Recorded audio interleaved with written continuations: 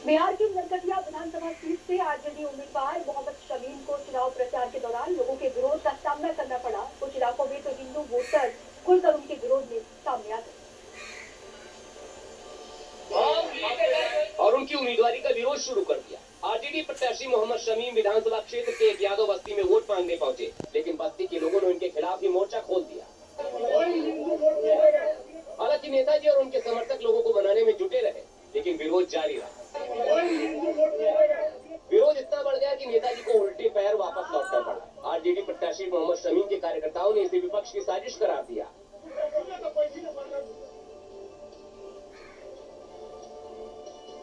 बिहार की चर्चित मोकामा सीट से जेडीयू उम्मीदवार अनंत सिंह का चुनाव प्रचार के दौरान मंच ही टूट गया। अनंत सिंह मोकामा के रामपुर डुंगरा गांव में चुनाव प्रचार के लिए पहुंचे हुए थे।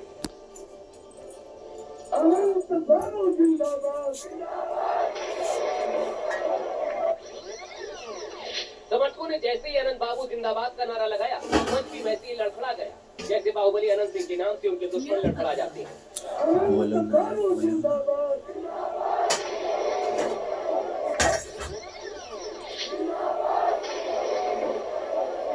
उधर मंच टूटा, उधर बाहुबली अनंत सिंह धड़ाम से नीचे गिर। हमारे पीछे हम अपने चले जाएंगे। शायद छोटा सा मंच अनंत सिंह के बाहुबली अंदाज को झेल नहीं पाया।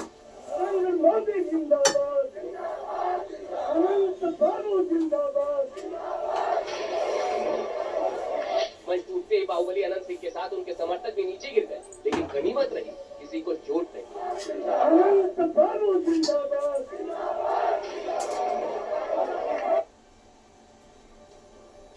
एबीपी न्यूज से खास बातचीत में चिराग पासवान ने आरजेडी पर जबरदस्त हमला बोला है। उन्होंने कहा कि आरजेडी का दूसरा चरित्र सबके सामने आना चाहिए, क्योंकि आरजेडी मुसलमानों को सम्मान देने के समय भाग जाती है।